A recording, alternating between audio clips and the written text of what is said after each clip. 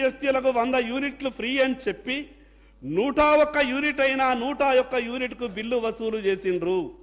మీరు కొత్తగా 200 యూనిట్లు ప్రతి ఇంటికి ఉచితంగా ఇస్తామన్నారు కదా, మరి ఎన్ని యూనిట్లు కాల్చినా 200 యూనిట్లని కటియేసి మిగతా దానికి బిల్లులు చేస్తారా, లేదా గత ప్రభుత్వం తీరే ప్రజలని మోసం చేస్తారా అంటే ఆ విషయం మీద కూడా ప్రభుత్వం స్పష్టంగా గవర్నర్ గారితో చెప్పించే ప్రయత్నం చేయలేదు.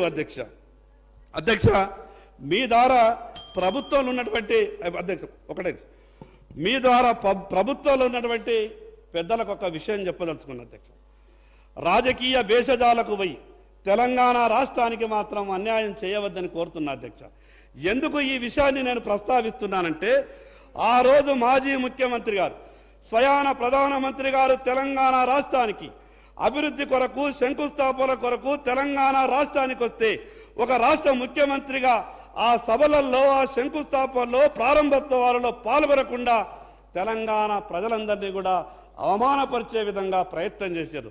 అధ్యక్ష, ఇక్కడ ఈ రాష్ట్రంలో ఉన్నటువంటిది ప్రభుత్వం.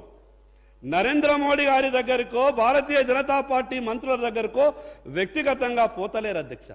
ప్రభుత్వ పరంగా జరగాల్సినటువంటి కార్యక్రమాలు జరగాలనంటే కేంద్రంలో ఉన్నటువంటి ప్రభుత్వంతో సఖ్యతగా మెదులుతేనే ఈ రాష్ట్రానికి ఏదైనా మంచి జరిగే అవకాశం ఉంటుంది అధ్యక్ష.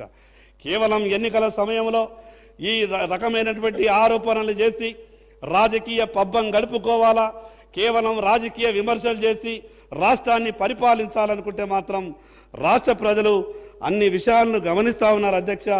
ఇంకా కొన్ని విషయాలు మీకు చెప్పాలని ఉన్నది, కానీ మీరు పదే పదే బెల్లు కొడుతున్నారు అధ్యక్ష. కొత్తగా వచ్చినటువంటి సభ్యులం కాబట్టి మరి అధ్యక్షుడు ఇచ్చినటువంటి ఆదేశాన్ని మేము పాటించాలా. అందుకే ఇంకొక విషయం కూడా మీకు స్పష్టం చేస్తున్నా అధ్యక్ష, ఈ వెనుకబడ్డటువంటి ఆదిలాబాద్ జిల్లాలో గౌరవ ముఖ్యమంత్రి గారు మీ ద్వారా గౌరవ ముఖ్యమంత్రి గారికి విజ్ఞప్తి చేస్తున్నా, వారు ఇచ్చేటటువంటి రిప్లైలో సమాధానం చెప్పాలా. తెలంగాణ రాష్ట్రంలో ఒకే ఒక్క ఎయిర్పోర్ట్ ఉన్నది, మరి రెండవ ఎయిర్పోర్టుగా అభివృద్ధి చేయడానికి ఆదిలాబాద్కు అవకాశం ఉన్నది.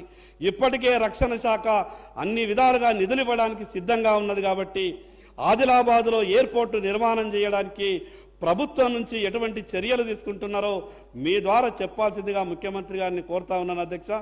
మరి అదేవిధంగా అధ్యక్ష, పరిశ్రమల పరంగా వెనకబడ్డటువంటి ఆదిలాబాద్ చాలా ఇబ్బందులలో ఉన్నది అధ్యక్ష.